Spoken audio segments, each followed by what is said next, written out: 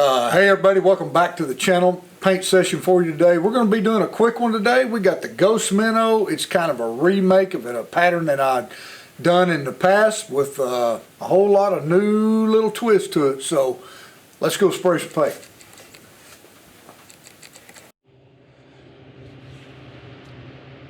Cold, rainy day in the shop today.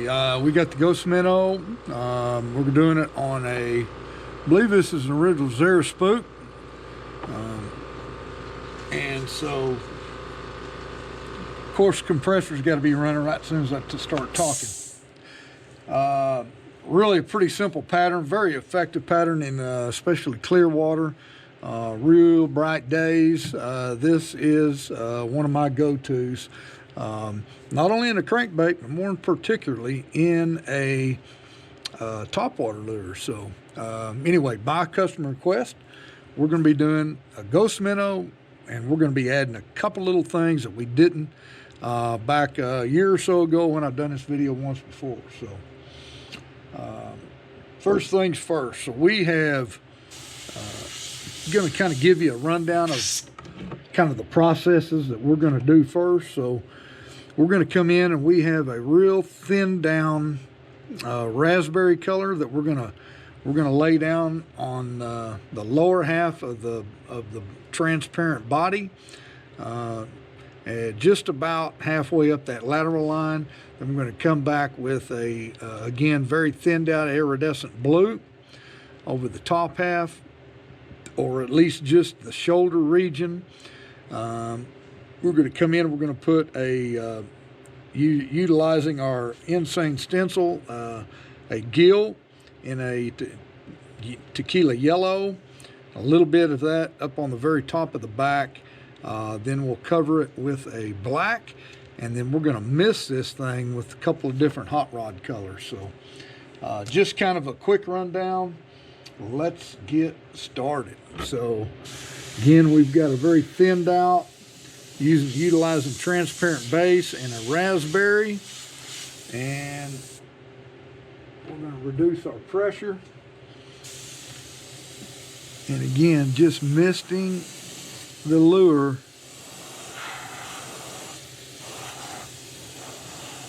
Doesn't take a whole lot. We're not looking for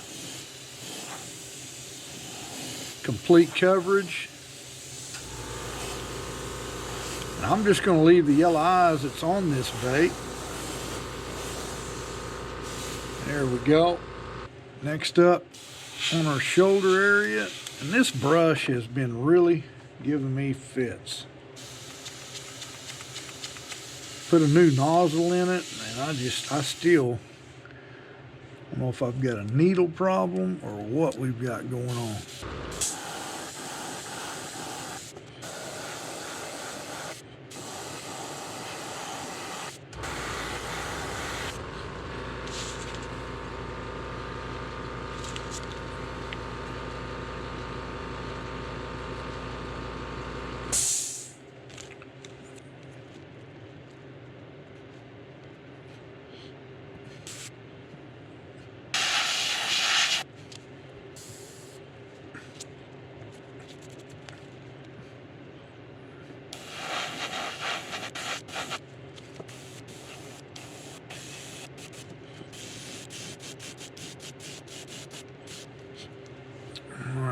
Got our, that's a candy.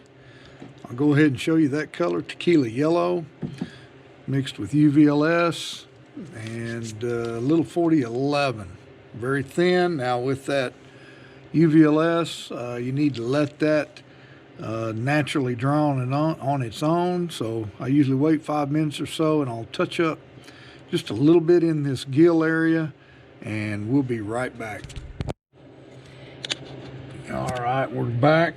We got our candy is completely dried. And the real reason we really just did the candy here is so that when light kind of passes through the top of this bait, it kind of gives it that, you'll be able to kind of a yellow glow inside, even though we've got these others. It's a fairly translucent bait. So Next up, we're gonna go black right down the back, real light.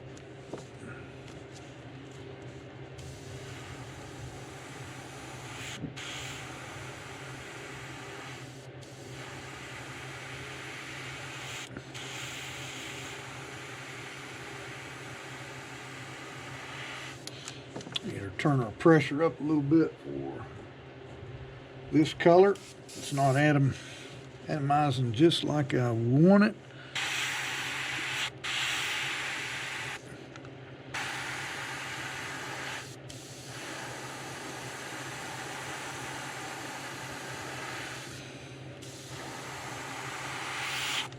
All right, that looks good.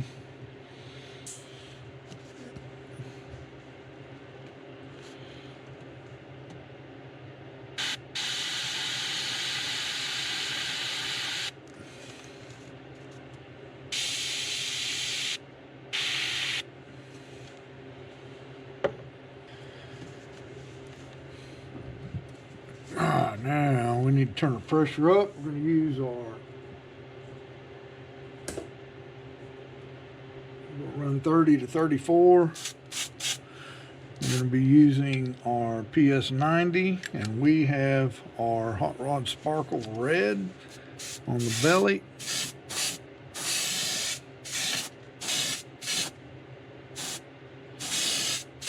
And up the sides just a little bit.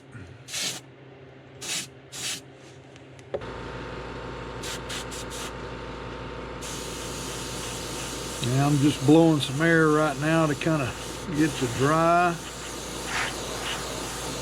See what kind of look. It takes a few coats of this usually.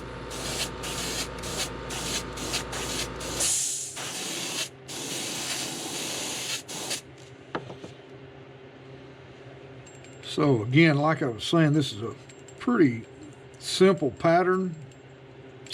Doesn't take a lot of advanced trigger control and fine detail lines, things of that nature, but it is a very effective pattern in clear water situations.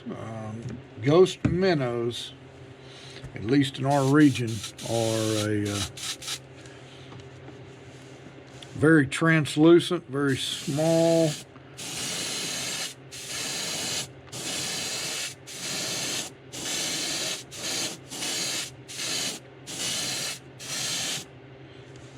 Awesome. Okay. Yeah, I don't know if you're going to be able to see that pearl flake. Oh man, that looks tremendous. And that is what we've changed from the first rendition we did of the Ghost Minnow until now. Maybe you can pick it up on that back. Man, that looks great. That's a good looking pattern. Once we get that clear coat on, this thing is really going to have some pearls. So I'm going to place this variation in my Spark Shad line. Multiple layers of pearl. I'll just give you the rundown of what goes into this particular pattern while that's drying. Again, we first started off with a Wicked Fluorescent Raspberry, and again 4:1 transparent base to fluorescent raspberry, a little 4011 or whatever reducer of your choice just to get the paint to flow very good. We want that diluted, as I call it, make it even more transparent than the body is. Then our next color that we picked was Iridescent Electric Blue. Iridescent Electric Blue, same thing. 4:1 transparent base. Let's line them up here. To Iridescent Electric Blue. Then we came in with Candy 02, and again with that candy to get it really to adhere, especially to this plastic transparent deal. Again, the transparent base helps it attract, but this UVLS clear, and I went 1-to-1, shooting it through a 3.5 or a 0.35 airbrush, but went 1-to-1, and obviously 4011 reducer to get it to flow like you like it. Over the top of the candy, we came in with a Wicked Jet Black. Okay, just a jet black over the top of that. Okay, to give us a little darkness in it. And then our two pearls, as I call them, are sparkle colors. The first one was a Hot Rod Sparkle Red, again thinned with 4011 reducer, and Hot Rod Sparkle Blue, thinned with 4011 reducer to get it to flow. Shot both of those through my new PS 290 that I'm going to do a review on here in the near future, at about 30 to 34 PSI. And that thing really has some sparkle. So anyway, I hope you guys enjoyed this new version. If you did, please remember to give me a thumbs up, like and share my videos, hit the notification bell for all our future videos that we're putting out on a weekly basis. Right now, we're kind of been running them on Sundays. You guys let me know if it makes any difference what day of the week we post, but Sundays work out for me and my hectic job. So until next week, Green Country Baits signing out.